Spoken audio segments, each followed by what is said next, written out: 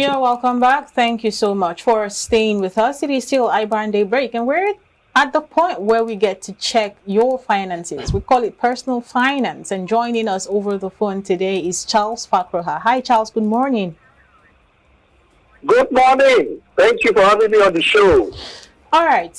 Today we're looking at top money rules for building life-changing wealth. Please take us on that.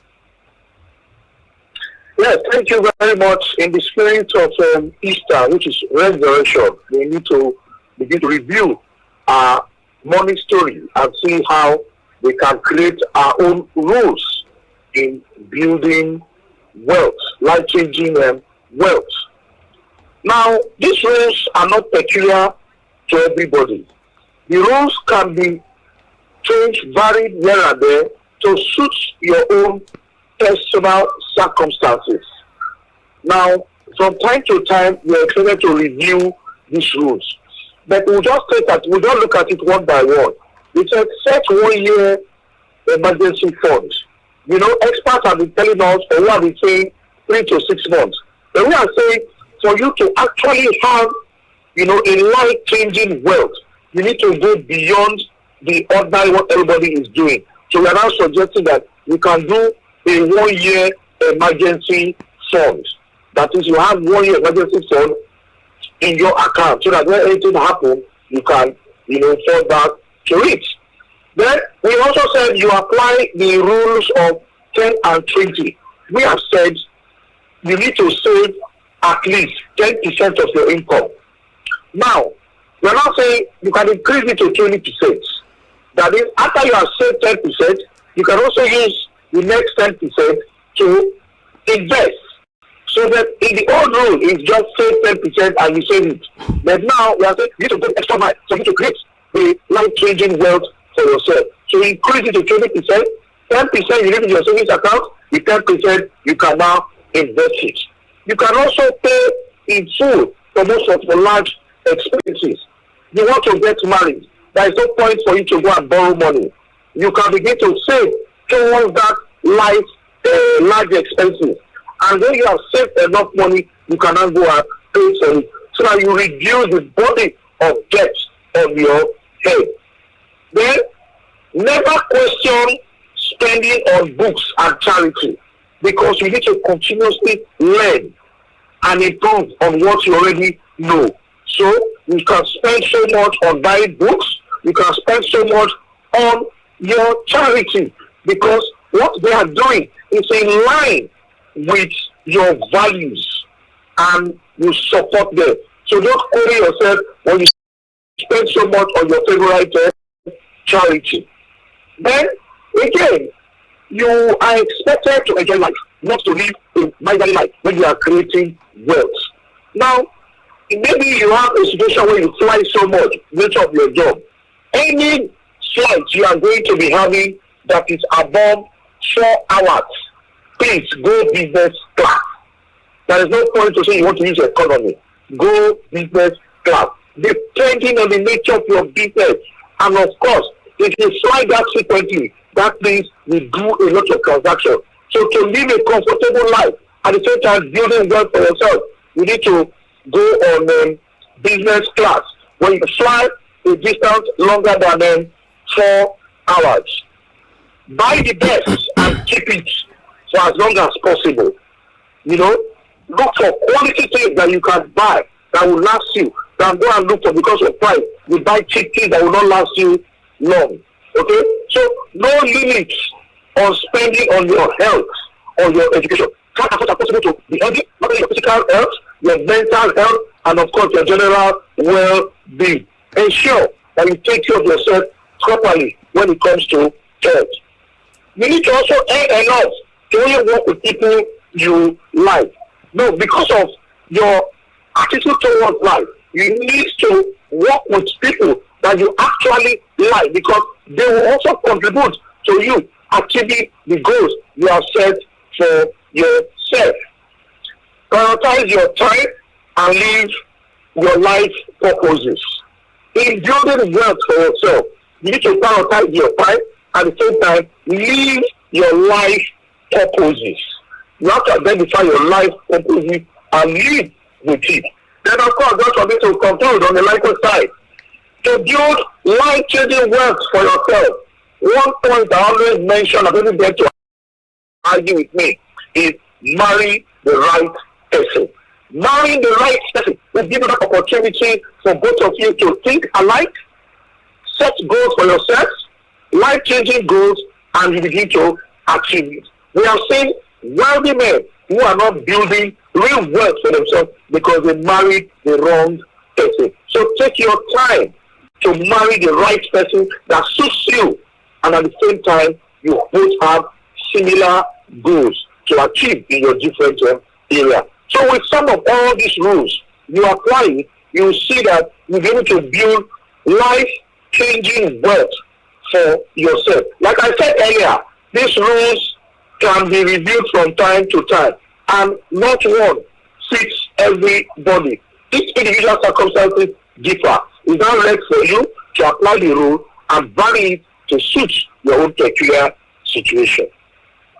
All right. In your earlier submission, you did mention the 10-20 rule, which is saving at least 10% of what you earn.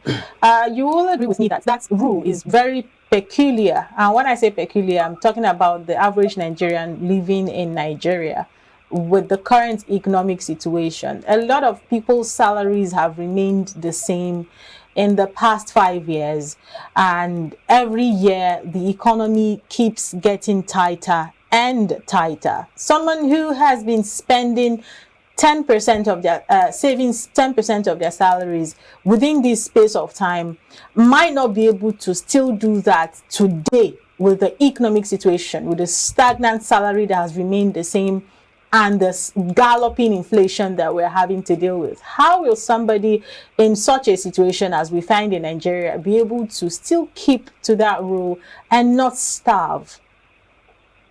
Yes, thank you very much. Yes, in fact, inflation is over 30%.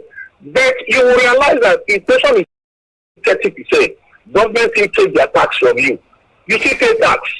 Okay, so we are saying if you can pay tax to government despite the situation, also pay that tax to yourself.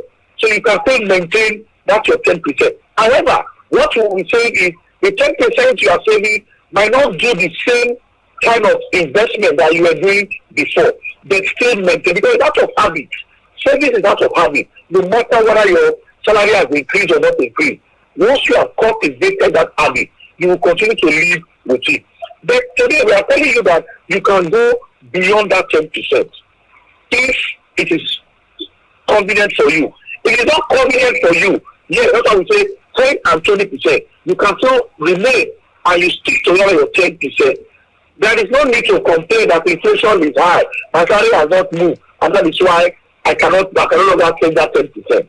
As long as you can still pay tax to government takes their tax before you know it. You can also take off that 10% before you know yourself and let it be in an interest-bearing account. So no matter the circumstances, no matter the situation, you can still save at least that 10%. That's why we are still recommending 10 to 20. And we are saying, I agree with you, once situation improves, your salary improves, or the economy improves, you can increase it to that 20% so that you can build life-changing wealth for yourself. Because at the end of the day, it is still going to be your own money. But yes, I agree with you. We will continue to advise people to do the 10%. All right. Given the condition we find ourselves currently, looking at it from the inflation rate, it might be a little bit difficult for some to keep up to 10%. Some might do 5% just so that they can be able to survive. But then again, just as you said, it's a culture. So if that savings culture had been there, you would always want to save regardless of the situation. But where I tend to differ a little bit is where you mention we being attracted to the people we like. You would also agree with me that while being attracted to people you like, they might not have those money skills that you need to be able to take you to the next level that you want to be. So what should they be going for? Is it people whom they like or people who possess some money skills that they need to be able to take them to the next level? Yes, it depends with you. What I say You need to be with people you actually like and respect. It's a matter of your values. When you interact with people you are working with and you see that you share some values, then you can emphasize on that value and you will all build it all together. Okay, I have seen friends who gather on weekends to talk about their finances, to talk about their businesses. I've also seen friends who gather on weekends just to drink beer. So by the time you see this kind of attitude and behavior, it's not left for you to go to those friends that you think alike so that you can begin to do things. We're not saying despite everybody. Everybody has their own issue. But you look at the situation around you, these people that you are attracted to for now, these are the things they do. And if in line with your values, then you stick more with them. And those ones that you believe that their activities, their behavior is not really in line with your value, then of course you can practically, without being disrespectful to any of them, to begin to spend less time with them. It is for you to try to see that you are with people that you actually respect, you like, and you have values that are common to all of you that will enhance your achievement of what you have planned for yourselves.